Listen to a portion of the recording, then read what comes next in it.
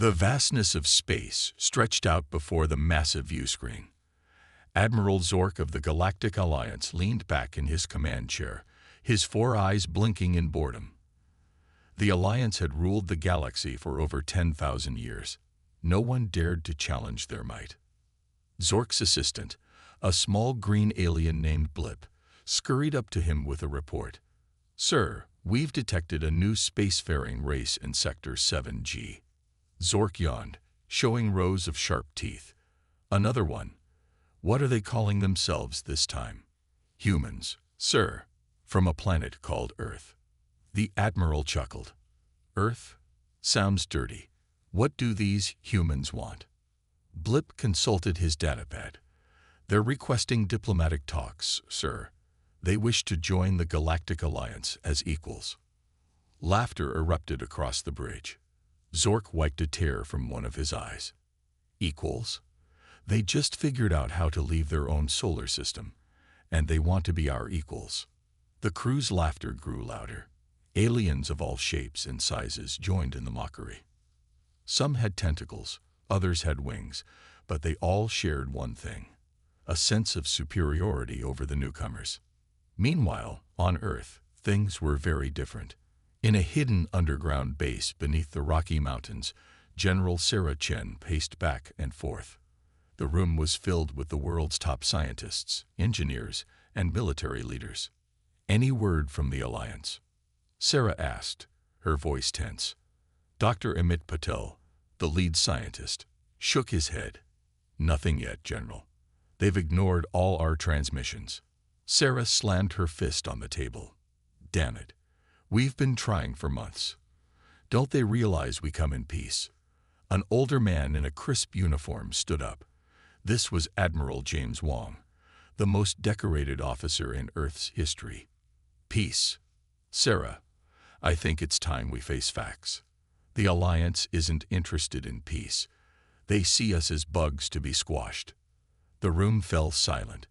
Everyone knew Admiral Wong was right, but no one wanted to admit it. Dr. Elena Rodriguez, a brilliant weapons designer, spoke up. Maybe it's time we show them what we can do.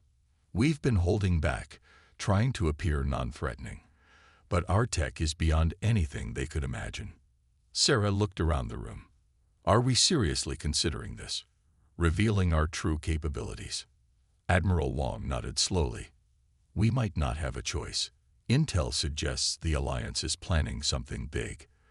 They might not wait for us to make the first move." Back on the Alliance command ship, Admiral Zork was getting a very different kind of report. "Sir," Blip said, his voice shaking, "we've intercepted some transmissions from Earth. They're not what we expected." Zork raised an eyebrow. "Oh, do tell." Blip gulped.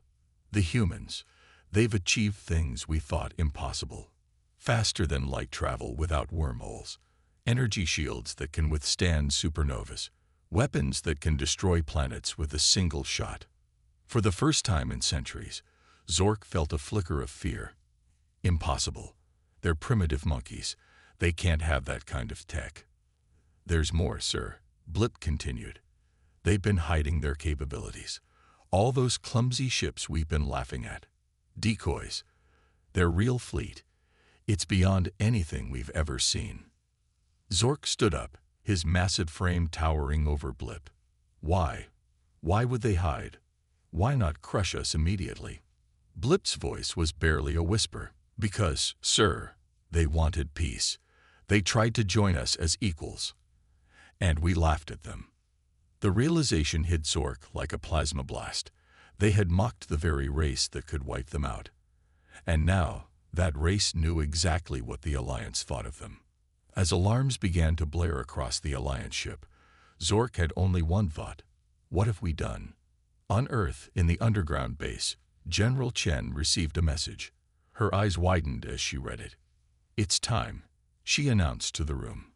"The Alliance has rejected our final offer for peace. They're mobilizing their fleet." Admiral Wong stood tall. "Then we have no choice. Initiate Operation Trojan Horse. Let's show the galaxy what humanity can really do." As the orders went out, hidden bases across Earth sprang to life. Ships that defied the laws of physics emerged from underground hangars. Weapons of unimaginable power were armed. The galaxy was about to learn a valuable lesson.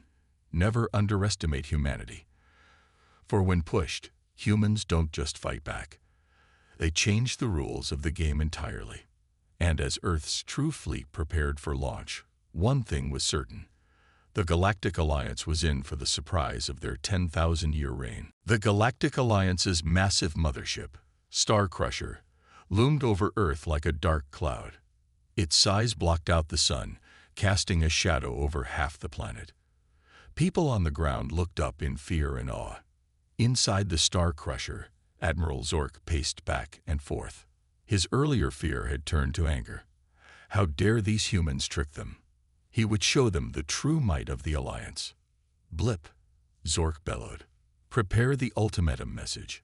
We'll give these humans one solar cycle to surrender. If they refuse, we'll turn their precious Earth into space dust. Blip, still shaken from earlier, nodded quickly. Yes, sir. Right away, sir.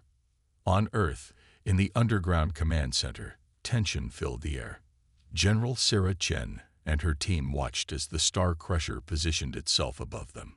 They're preparing to broadcast, Dr. Patil announced, his fingers flying over holographic controls.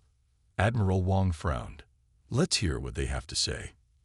The main screen flickered to life, showing Admiral Zork's scowling face. His voice boomed through the speakers. Attention, primitive humans. I am Admiral Zork of the Galactic Alliance. Your pathetic attempts at deception have failed. We know of your hidden fleet and advanced technology. But know this, we are still far superior. Sarah clenched her fists, fighting the urge to shout back at the screen. Zork continued, you have one solar cycle, what you call a day, to surrender unconditionally. Disable your weapons, hand over your technology. Submit to Alliance rule. Fail to comply, and we will destroy your world. The transmission cut off abruptly. The room erupted into chaos. They can't do this. Dr. Rodriguez shouted. We've done nothing wrong. Admiral Wong raised his hand for silence. They can, and they have. The question is, what do we do now? All eyes turned to General Chen.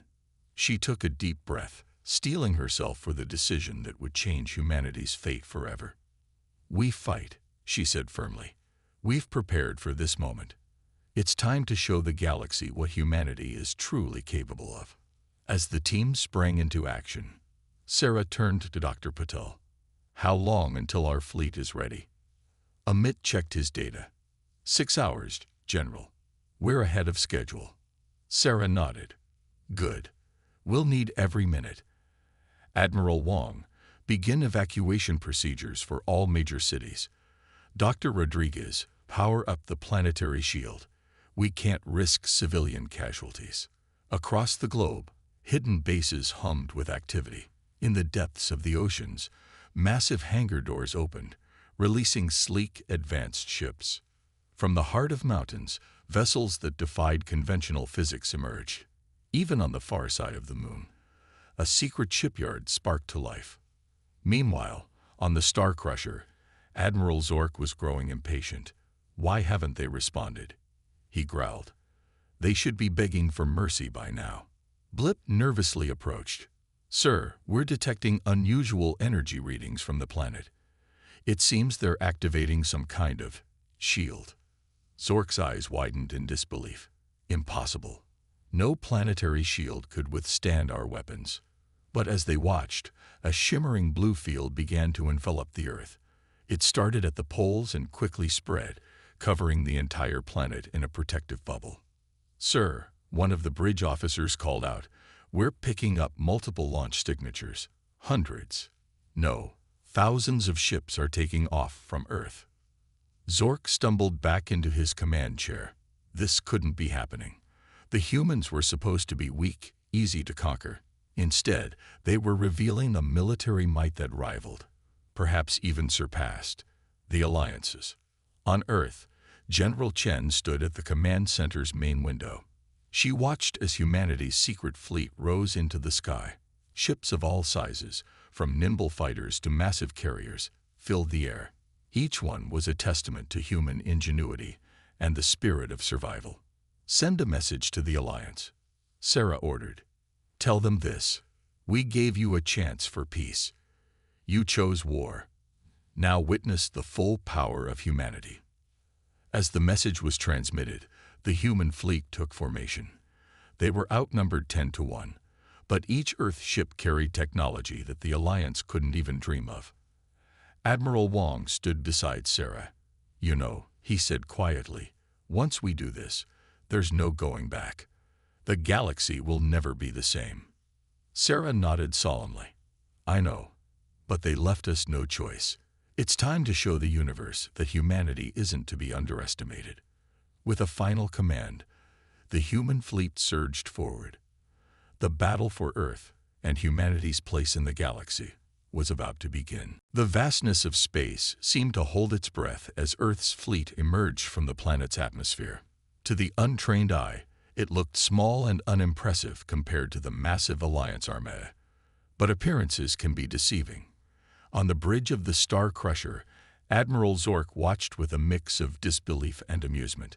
"That's it," he scoffed. "That's their grand fleet." Blip, his assistant, nervously checked the readings. "Sir, we're counting approximately 1,000 human vessels. Our fleet outnumbers them 10 to 1. Zork's laughter boomed across the bridge. "Oh, this is too good. They think they can challenge us with this puny force. Prepare to obliterate them." But as the Alliance ships moved into attack formation, something strange happened. The human fleet didn't retreat. Instead, it advanced, spreading out in a formation that seemed random at first glance. Back on Earth, in the underground command center, General Sarah Chen watched the holographic display with intense focus. "Status report," she ordered. Dr. Patel's fingers danced over the controls. "All ships reporting in, General. Stealth systems are functioning perfectly. The Alliance has no idea what's really out there." Admiral Wong nodded approvingly. "Operation Ghost Fleet is a go. Let's show these aliens what humanity can do." In space, the Alliance ships fired their first salvo. Beams of energy and volleys of missiles streaked towards the human fleet. But at the last second, something impossible happened. The human ships flickered. On the Star Crusher, alarms blared. "Sir," an officer shouted, "our weapons passed right through them. No damage reported." Zork's smugness turned to confusion. "What? How is that possible? Scan those ships again." As the Alliance scrambled to understand what was happening, the real human fleet made its move. Suddenly, space itself seemed to ripple, and where there were once 1,000 small ships, now there were 10,000 warships of various sizes. "Holograms," Blip exclaimed. The small fleet was just a projection. Zork's eyes widened in horror as he realized the truth. The humans hadn't sent a small fleet. They had hidden their true numbers using technology beyond anything the Alliance possessed. On the lead human ship, the Defiant, Captain Layla Kato allowed herself a small smile. "Stealth systems disengage. All ships, weapons hot. Let's show them what we can do." The human fleet sprung into action with a coordination that seemed almost impossible. Ships moved in perfect synchronization, their advanced engines allowing them to pull off maneuvers that defied the laws of physics as the Alliance understood them. From the Defiant, Captain Cato issued her commands. "Epsilon Squadron, take out their communications array. Delta Wing, focus fire on their engines. We're not here to destroy them, just to show them they can't push us around." The battle that followed was unlike anything the galaxy had ever seen. Human ships danced between Alliance vessels, their advanced shields shrugging off attacks that should have vaporized them. They fired weapons that didn't just damage enemy ships, they temporarily phased them out of existence or reversed their power systems. On the Star Crusher, chaos reigned. "Sir, we've lost contact with the entire eastern flank," an officer reported frantically. "Half of our ships are reporting critical system failures," another added. Zork watched in disbelief as his mighty armada was systematically dismantled by a force he had laughed at mere moments ago. "How?" he muttered. "How can they be this advanced?" Back on Earth, the command center erupted in cheers as they watched the battle unfold. Dr. Rodriguez couldn't contain her excitement. "It's working. All those years of reverse engineering alien tech, all those secret breakthroughs. It was all worth it." General Chen allowed herself a moment of pride before refocusing. "This is just the beginning. Admiral Wong, signal the fleet. It's time for Phase 2. As she gave the order, the human fleet began to change formation again. This time, they created a massive sphere, enclosing the remains of the Alliance fleet. In space, Captain Kato received the new orders. She opened a channel to all Alliance ships. "This is Captain Layla Kato of Earth's Defense Force. Your fleet is disabled. Your communications are cut off. You are surrounded. Stand down immediately or face total annihilation." For a moment, there was silence. Then, one by one, Alliance ships began powering down their weapons. On the Star Crusher, Admiral Zork slumped in his chair, defeat written across his alien features. We surrender," he said quietly. As the human fleet secured their victory, a message was broadcast across the galaxy. It was simple, but its impact would be felt for centuries to come. "To all sentient beings in the galaxy, humanity has arrived. We come in peace, but we will not be bullied. The era of Alliance dominance is over. A new age of cooperation and mutual respect begins now." The small fleet that had been laughed at had just changed the course of galactic history, and this was only the beginning of humanity's cosmic adventure. The dust had barely settled from humanity's shocking victory over the Galactic Alliance fleet. As news of the battle spread across the cosmos, the galaxy held its breath, waiting to see what these mysterious humans would do next. On board the Star Crusher, now under human control, Admiral Zork sat in what was once his command chair. Across from him, Captain Layla Kato of the Earth ship Defiant stood with her arms crossed, her face a mask of calm determination. "So," Zork rumbled, his 4 eyes blinking nervously, "what happens now? Do you destroy us? Enslave us, as we would have done to you?" Layla shook her head. "That's not our way, Admiral. We're here to talk." Meanwhile, back on Earth, the underground command center was a hive of activity. General Sarah Chen paced back and forth, her eyes fixed on the massive screens showing incoming data from across the galaxy. "Status report," she barked. Dr. Amit Patel looked up from his console. "The news is spreading fast, General. We're picking up transmissions from at least a dozen alien races. They're asking to speak with us." Sarah allowed herself a small smile. "Well, ladies and gentlemen, it seems we got some diplomacy to do." As Earth prepared for its first official contact with the wider galactic community, other forces were already in motion. On the distant world of Zugan, home to the Alliance's central government, panic gripped the streets. Senator Crix, his scales shimmering with stress, addressed the emergency session of the Galactic Parliament. "We must retaliate immediately. These humans have humiliated us. We cannot allow this insult to stand." But not everyone agreed. Ambassador Xylith of the Arcturian Collective raised her tentacles for silence. "Perhaps," she chittered, "we should learn more about these humans before we rush to judgment. They defeated our fleet, yes, but they did not destroy it. That shows restraint." As the debate raged on Zygon, Earth made its move. A transmission, broadcast on all known frequencies and in every language the humans had deciphered, spread across the stars. On thousands of worlds, aliens gathered around view screens to watch as a human woman with silver hair and kind eyes addressed the galaxy. "Greetings to all sentient beings," President Amelia Rodriguez began. "I am the leader of Earth, homeworld of humanity. We come to you not as conquerors, but as friends and partners. For too long, the Alliance has ruled through fear and oppression. We offer a different path, one of cooperation, mutual respect, and shared prosperity.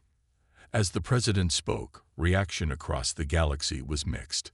Some species, long oppressed by the Alliance, felt hope for the first time in generations. Others, particularly those who had benefited from the old order, felt fear and anger. On a remote mining colony in the Outer Rim, a group of enslaved Thoraxians watched the transmission in awe. Could it be true? One whispered. Could we really be free? But in the luxury towers of Zygon, a group of wealthy merchants watched with growing alarm. If the humans change the system, one growled, we'll lose everything. Back in Earth orbit, the first official diplomatic meeting between humans and aliens was about to begin. A shuttle from the Arcturian collective docked with the Defiant. Captain Cato stood at attention as the airlock cycled open. Ambassador Xylith emerged, her tentacles waving gently. She fixed Lila with all 7 of her eyes. Captain, she chittered, on behalf of the Arcturian collective, I come seeking friendship and alliance. Layla smiled, extending her hand in the human gesture of greeting. Ambassador, on behalf of Earth and all humanity, you are most welcome. As the two leaders began to talk, supervised by teams of sinolinguists and cultural experts, the first seeds of a new galactic order were being sown. But not everyone was pleased with these developments. In the shadows of a distant nebula, a cloaked ship watched and waited. Its occupants, members of a secret society that had manipulated galactic events for eons, were troubled. The humans are changing everything, one hooded figure hissed. The careful balance we've maintained for millennia is at risk. Another nodded gravely. Then we must act. These humans must be tested. Only then will we know if they are worthy of the power they now wield. As the first day of this new era drew to a close, humanity stood on the brink of a grand adventure. They had revealed themselves to the galaxy in spectacular fashion. Now, the real work began. Forging alliances, navigating complex interstellar politics, and preparing for the challenges that lay ahead. For in the vast expanse of the cosmos, opportunity and danger often walked hand in hand. And humanity's journey among the stars was only just beginning. The news of humanity's victory over the Galactic Alliance spread across the cosmos like wildfire. In the days following the battle, the balance of power in the galaxy shifted dramatically. Species that had long cowered under Alliance rule now looked to Earth with hope and admiration. On the planet Zygon, home to the Alliance's central government, panic gripped the streets. Crowds gathered outside the towering Parliament building, demanding answers. How could their mighty empire fall so quickly to a species they had never even heard of before? Inside the Parliament chamber, heated debates raged. Senator Crix, a veteran politician with scales that shimmered like oil on water, pounded his fist on the podium. We must retaliate, he roared. Gather every ship, every soldier. We'll crush these humans once and for all. But Admiral Zork, newly released from human custody, shook his head wearily. You don't understand, he said, his voice hollow. Their technology, it's beyond anything we've ever seen. A full-scale war would be suicide. Meanwhile, back on Earth, the mood was cautiously optimistic. In the White House Situation Room, world leaders gathered to discuss their next move. General Sarah Chen stood at the head of the table, her face etched with determination. The alliance is in disarray, she reported. Our intel suggests they're divided on how to respond. Some want war, others want to sue for peace. President Amelia Rodriguez nodded thoughtfully. And what do you recommend, General? Sarah took a deep breath.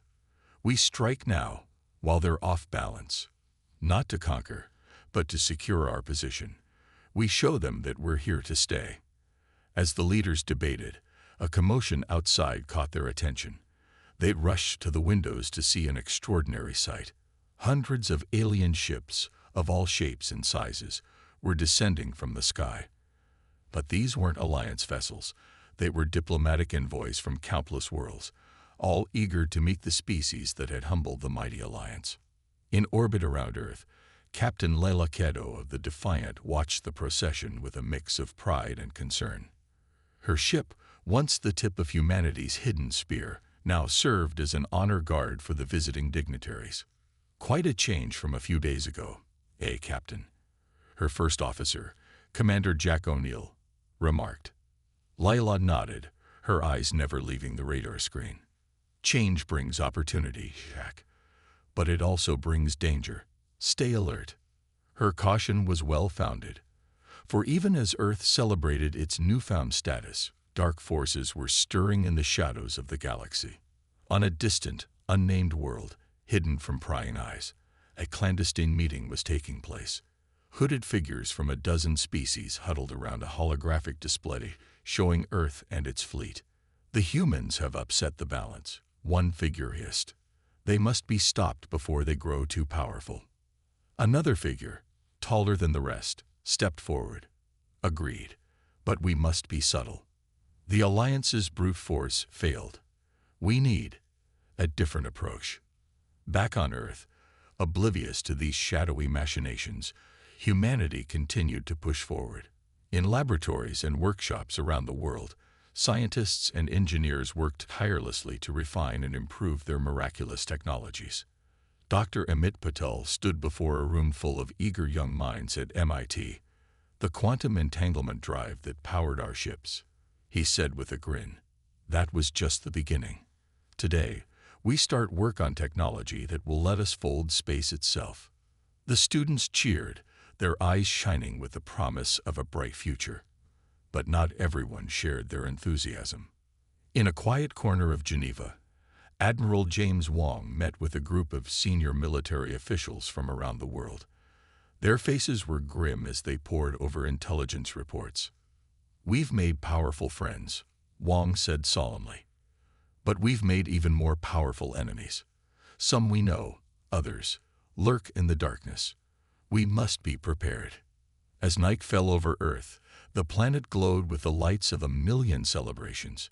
Humans and aliens alike danced in the streets, toasting to a new era of peace and cooperation. But in secure facilities around the globe, men and women worked tirelessly, knowing that the true test was yet to come. For humanity had not just turned the tables on the Alliance, they had overturned the very board on which the game of galactic politics was played. And in doing so, they had set in motion events that would reshape the cosmos forever.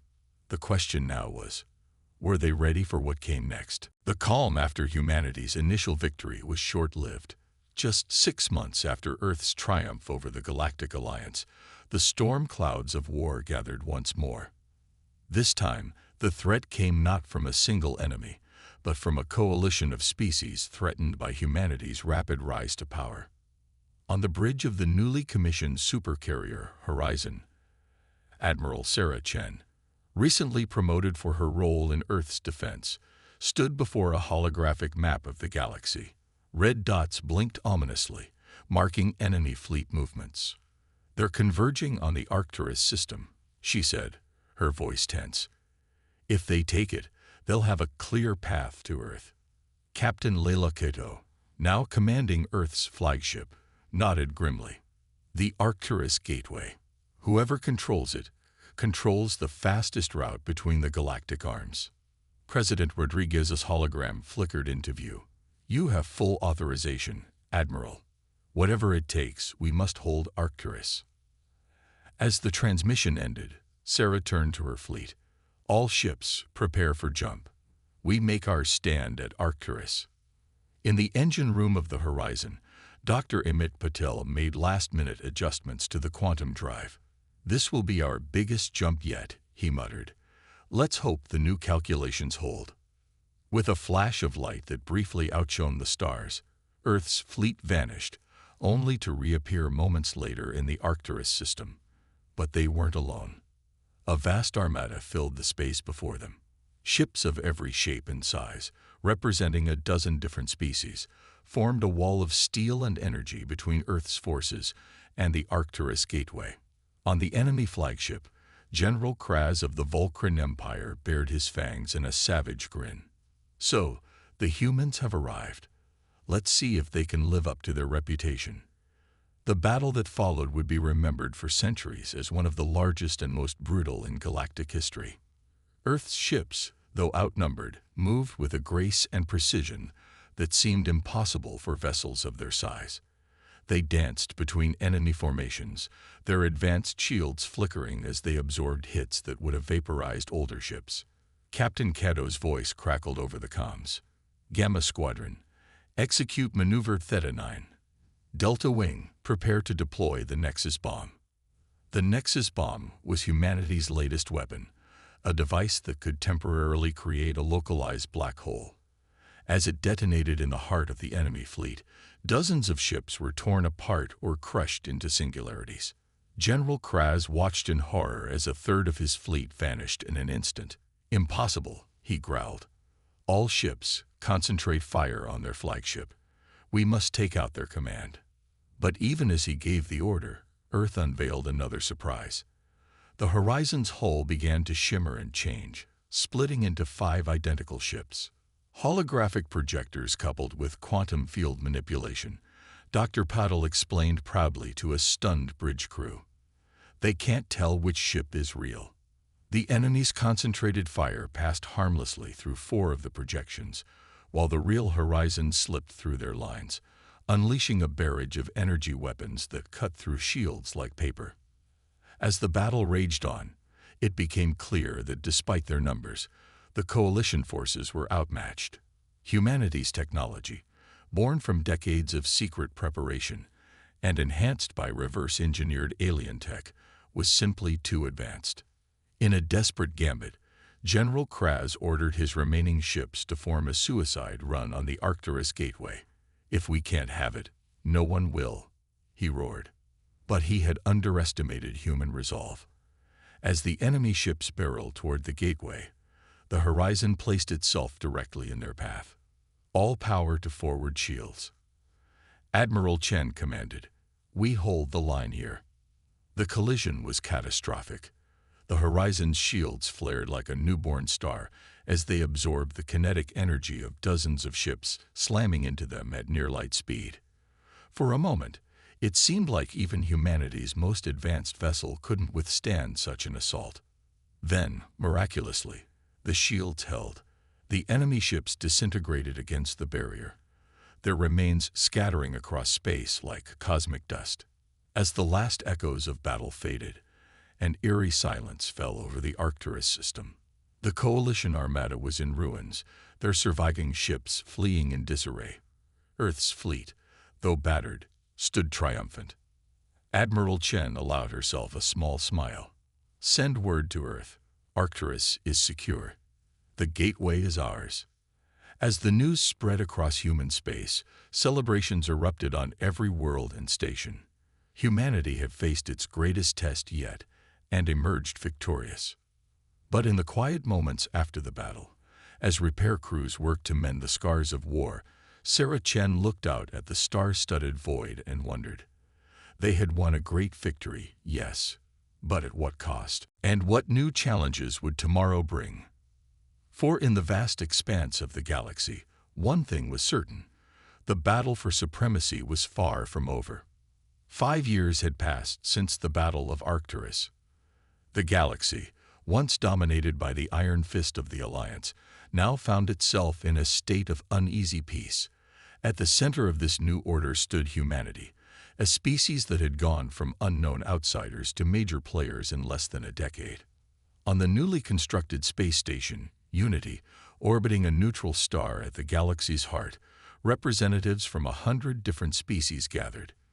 Today marked the first assembly of the Galactic Cooperative, a new organization founded to promote peace and understanding among all sentient beings. Admiral Sarah Chen, now serving as Earth's ambassador, stood at the podium. Her uniform, once solely military, now bore the symbols of a dozen alien cultures, gifts from grateful allies. "Fellow beings of the galaxy," she began, her voice carrying across the grand chamber. "We stand here today not as conquerors or the conquered, but as equals. The old ways of domination and fear are behind us. Together, we look to a future of cooperation and mutual growth." As Sarah spoke, Her words were translated into 100 different languages, rippling through the assembled delegates like waves on a cosmic ocean. In the front row, Captain Layla Cato, now Admiral Cato, sat next to an unlikely ally. Admiral Zork, once her enemy, now represented the reformed Alliance worlds. The two had formed an odd friendship, born from mutual respect, forged in the heat of battle. "Your people have changed much," Zork rumbled quietly. "In the past, such power would have led to empire building." Layla smiled. "We learned from the mistakes of others," she replied. "And from our own history, power without wisdom is a path to destruction." As the speech concluded, the chamber erupted in applause. Species that had been mortal enemies just years ago now stood side by side, united in their hope for a better future. But not all were content with this new peace. In a shadowy corner of the station, General Kraz of the now disbanded Volcran Empire met with a hooded figure. "This cooperation is a farce," Kraz hissed. "The humans hold all the power. We must strike now before it's too late." The hooded figure raised a hand for silence. "Patience, General. The humans have powerful friends now. We must be subtle. Our plan is already in motion." Back on Earth, in the bustling heart of New Geneva, Dr. Amit Patel stood before a class of eager students. But these weren't just humans. Young aliens from across the galaxy now came to Earth to study. The quantum entanglement drive was just the beginning. Amit said, his eyes shining with excitement. "Today, we start work on technology that will allow us to explore beyond our galaxy. Imagine it, intergalactic travel." The students cheered, their diverse voices blending into a symphony of excitement. Among them, a young Zagonian named Vex raised a tentacle. "Dr. Patel, is it true that humans developed all this technology in secret before you even left your solar system?" Amit's smile faltered for a moment. "Yes, Vex. For centuries, we prepared in secret, fearing the day we might encounter hostile aliens. But now, we use that knowledge not for war, but for the betterment of all."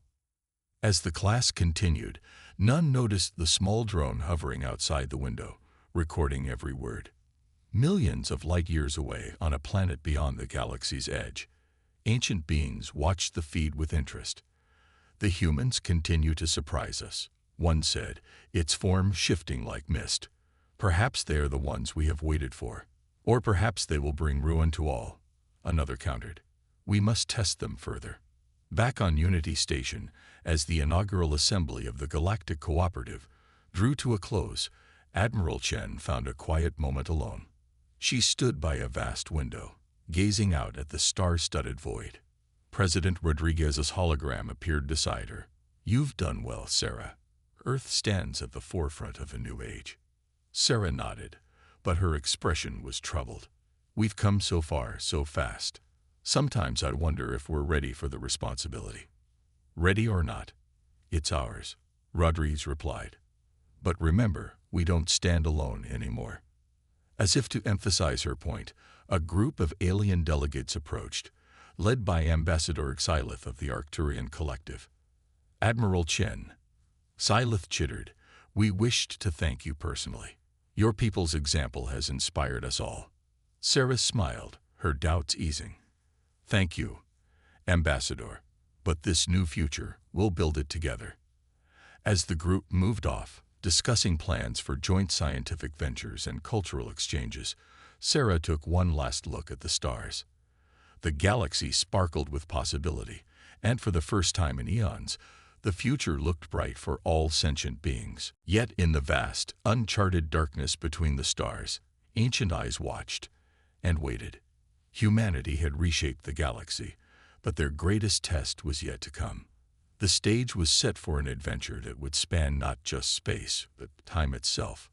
For now, though, there was peace and hope, and that, perhaps, was the greatest victory of all.